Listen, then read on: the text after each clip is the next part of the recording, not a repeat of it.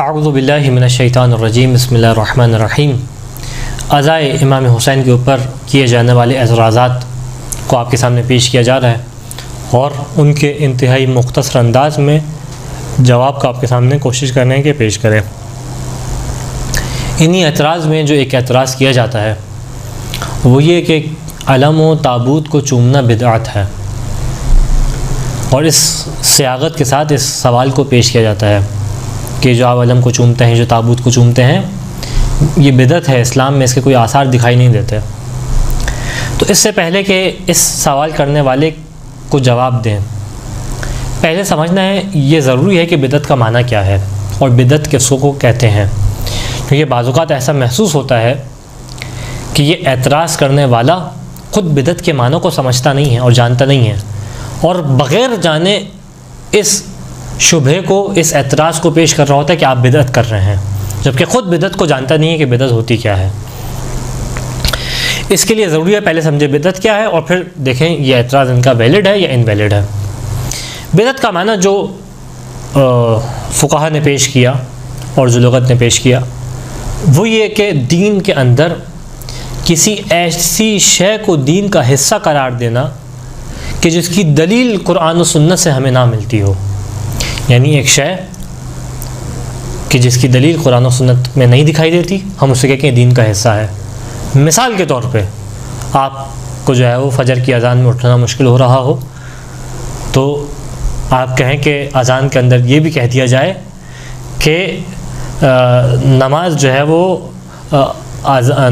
ہے وہ سونے سے بہتر ہے، جبکہ یہ جملہ نہ دین میں کہیں ملتا ہو، نہ شریعت میں کہیں ملتا ہو، نہ رسول کی حدیث میں کہیں دکھائی دیتا ہو، نہ قرآن کے اندر دکھائی دیتا ہو کہ یہ جو ہے وہ اذان کا جز ہے، اور اس کو اذان کا جز قرار دے دیا جائے، تو یہ بدعت ہو جاتی ہے کہ جہاں دلیل نہ قرآن سے ملے نہ حدیث رسول سے ملے اور اپنی مرضی سے قرار دینے والا دین کا حصہ قرار دے، تو یہ بدعت ہے۔ یہ میں نے آپ کے سامنے اس کی مثال پیش کی۔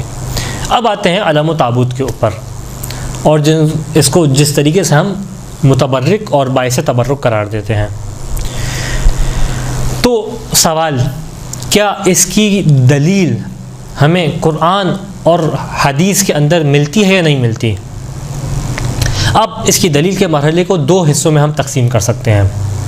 دیکھیں، اس کو ہم اس طریقے سے تبرک قرار کیوں دیتے ہیں اور اس کے احترام کے اس طریقے سے قائل کیوں ہیں؟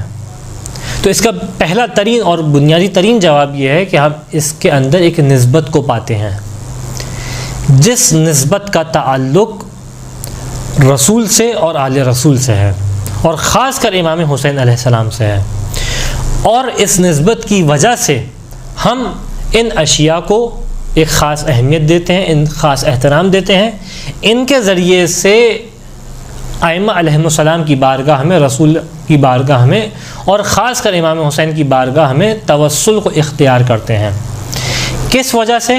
کہ ان کے اندر ایک نسبت ہے، ان کو دیکھتے ہی فوراً انسان کا ذہن جو ہے وہ امام حسین کی جانب پلٹتا ہے۔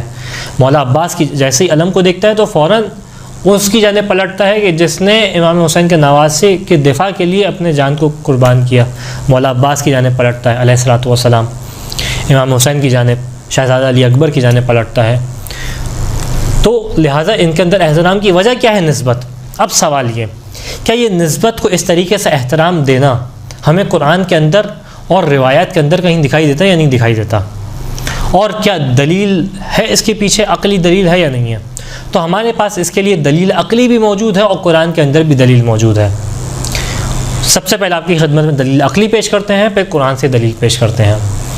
دلیل عقلی کیا ہے اس کی؟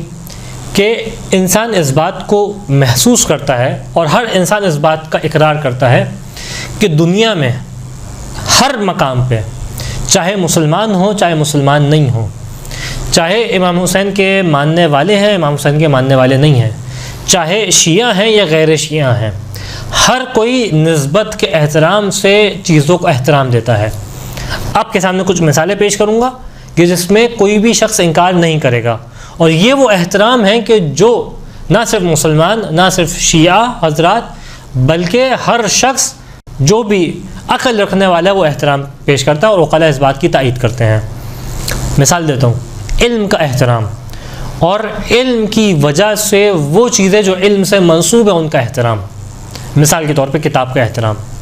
آپ دیکھیں چاہے انسان ایسا ہو کہ جو ایتھیسٹ ہے, خدا کو نہیں مانتا, وہ بھی ایسا نہیں کہ کتابوں کو پھینکتا پڑے گا, بلکہ کتاب کو عزت احترام کے ساتھ رکھے گا.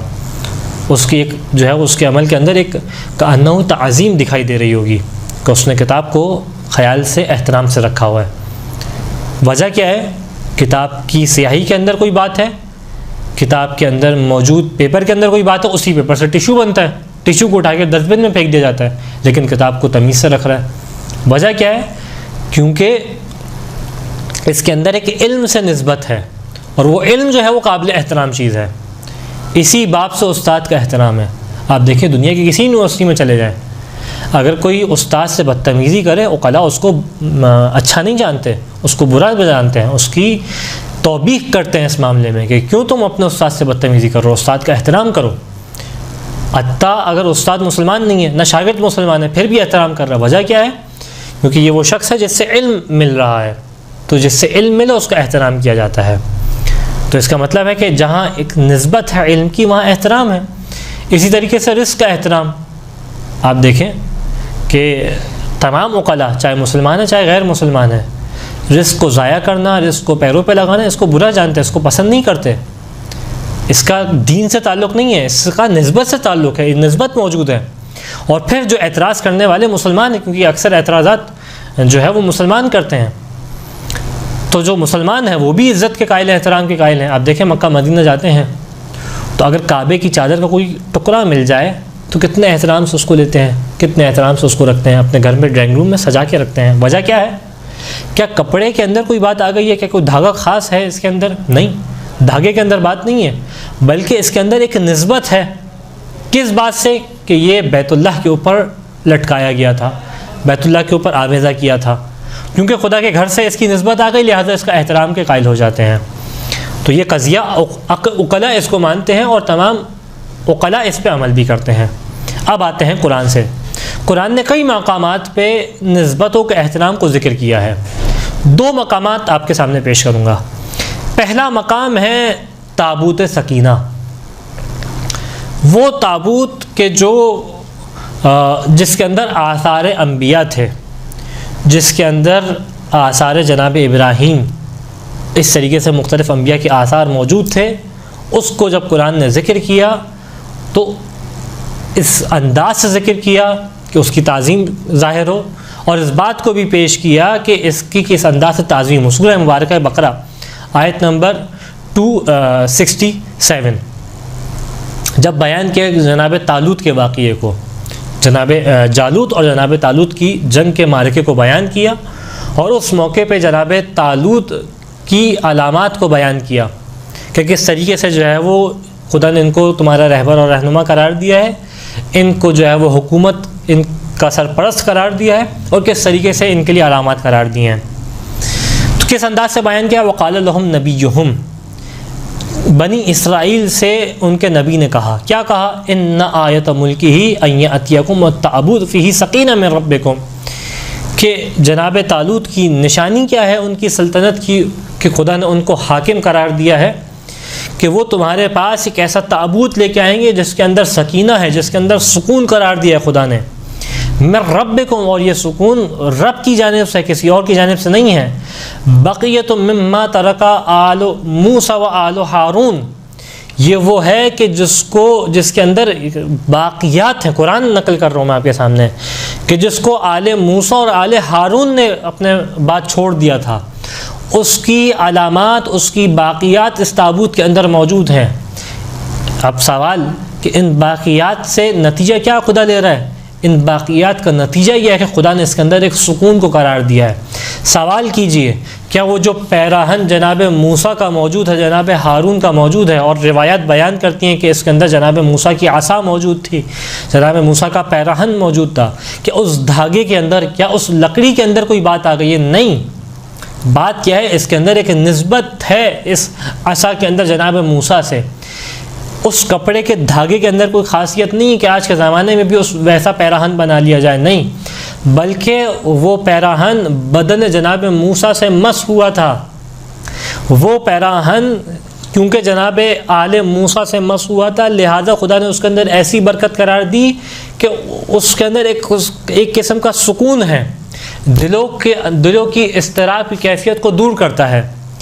تحملہ الملائکہ، قرآن کہہ رہا ہے کہ اس کو ملائکہ اٹھائے ہوئے ہوں گے، یعنی اس طریقے سے تابوت سکینہ کو بیان کیا، ان فی ذالک لآیات لکم ان کنتم مؤمنین، اس کے اندر نشانیاں ہیں اگر تم اہل ایمان ہو، بس تمہارے ایمان کی شاگرد ہے، اگر تمہارے پاس ایمان موجود ہے تو تم اس کی نشانی کو سمجھو گے اور اس سے نشانی کو حاصل کرو گے، اس سے خدا کی علامات کو حاصل کرو گے۔ تو ہمیں سمجھ کے آیا تابوت سکینہ سے، اور پھر روایات نے بیان کیا کہ یہ وہ تابوت تھا کہ جب بنی اسرائیل جنگ کے لیے جاتے تو اس تابوت کو ساتھ لے کے جاتے، اور جب تک ان کے ساتھ یہ تابوت ہوتا تو جب تک جو ہے وہ ان کو خوف نہیں ہوتا اس بات کا کہ ان کے اوپر حملہ کیا جائے گا، اور یہ اس تابوت کی برکت سے خدا ان کو نصرت و فتح دیتا تھا۔ اور آج کے دور میں بھی جو ہے وہ اس طریقے سے یہ آیت اس تابوت کی عظمت کو بیان کر رہی ہیں۔ تو اہم چیز کیا ہے؟ تابوت کے اندر نسبت، جیسا بیان کیا بقیۃ مما ترک آل موسیٰ و آل ہارون، یہ جو نسبت تھی اس نسبت کے سبب سے تابوت کی عظمت ہو گئی اور تابوت باعث تبرک قرار پایا۔ ایک جانب اس انداز سے یہ تابوت سکینہ دکھائی دیتا ہے۔ دوسرا جو ہمیں برکت دکھائی دیتی ہے نبی کی آثار کے اندر تبرک کے اعتبار سے دکھائی دیتا ہے، وہ جناب یوسف کا پیراہن، جو وہ قمیص جو جناب یوسف پہنا کرتے تھے، اس کو قرآن نے نقل کیا۔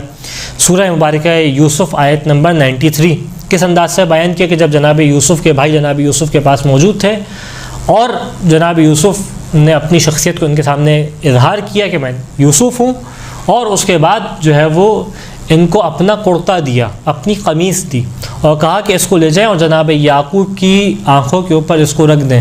نتیجہ کیا ہوگا؟ اس قمیص کی برکت سے جناب یعقوب کی جو بینائی چلی گئی تھی واپس پلٹ کے آ جائے گی۔ کس انداز میں قرآن نے نقل کیا جناب یوسف کا جملہ؟ اذهبوا بقمیصی ھذا، میری اس قمیص کو لے جاؤ، فالقوه علی وجه ابی، اور لے جانے کے بعد میرے بابا کے چہرے کے اوپر اس کو مس کر دینا، یاتی بصیرا، نتیجہ کیا ہوگا؟ ان کی بصارت واپس پلٹ کے آئے گی۔ اب سوال کہ جناب یوسف کے کرتے کے اندر دھاگے کے اندر کوئی خاصیت تھی؟ نہیں، ورنہ دھاگے کے اندر خاصیت ہوتی قرآن بیان کر دیتا، آج کے دور میں ہمیں روایات مل جاتی، ہم بھی اس دھاگے کو لے کے آتے اور نابینا کو بینائی عطا کر دیتے، کتنے لوگوں کا مسئلہ حل ہو جاتا۔ تو اس کے اندر تو کوئی ایسی بات نہیں ہے، بلکہ اہمیت کی اس بات کی ہے، نسبت کی بات، کہ اس قمیص کی نسبت جناب یوسف سے ہے، ایک نبی خدا نے اس قمیص کو پہنا ہے، اور روایات جس انداز سے بیان کرتی ہیں کہ وہ قمیص کہ جو میراث انبیاء میں سے تھی، جس کو جو نبی پہنتا اس کے قیاس کے مطابق، اس کے سائز کے مطابق خود بخود ڈھل جاتی، تو کیونکہ آثار انبیاء میں سے تھی، اس پیراہن کے اندر، اس قمیص کے اندر ایک خاص نسبت تھی انبیاء سے، نبی خدا سے، لہٰذا خدا نے اس کے اندر اتنی برکت قرار دی کہ ایک نبی خدا اس سے شفا پا رہا ہے۔ پھر قرآن نے بیان کیا اسی کی 2 آیات چھوڑ کے آیت نمبر 96 سورہ یوسف کہ فلما ان جاءہ البشیر القاہ علی وجہ، کہ جب بشارت دینے والا جناب یوسف کے بارے میں جناب یعقوب تک پہنچا تو اس قمیص کو جناب یعقوب کے چہرے پہ رکھ دیا، فرتد بصیرا، نتیجہ کیا ہوا؟ جناب یعقوب کی بصارت واپس پلٹ آئی۔ تو کس انداز سے خدا نے برکت قرار دی ہے؟ کس کے اندر؟ کہ جہاں ایک نسبت موجود ہو۔ تو ہم بھی اسی نسبت سے اہل بیت علیہم السلام کے آثار کو چومتے ہیں، ان کو تبرک قرار دیتے ہیں۔ کیوں؟ کیونکہ اس عالم کے اندر، اس تابوت کے اندر ایک نسبت ہے انبیاء سے، اور پھر خاص کر کربلا کے اندر، کہ جہاں اگر ایک پیراہن صرف نبی کے جسم سے مس ہو اور مس ہونے کے بعد اس کے اندر یہ نسبت آ جائے، تو کربلا تو وہ زمین ہے کہ جہاں خود نبی کے ٹکڑے موجود ہیں، وہ کہ جو خون جگر مصطفیٰ ہیں وہ موجود ہیں۔ وہ نبی بھی کون؟ کہ جو افضل ترین نبی ہے۔ تو کیوں نہ اس زمین پہ شفا ہو، اور کیوں نہ ان آثار سے شفا حاصل ہو۔ خدا مند متعال سے دعا ہے کہ ہمیں ان تبرکات کو بہترین انداز سے ان کی تعظیم کرنے کی توفیق عطا فرما، اور جو ہے وہ ان ایام کو بہترین انداز سے آل محمد کا غم منانے کی توفیق عطا فرما۔ وآخر الدعوانا ان الحمد للہ رب العالمین.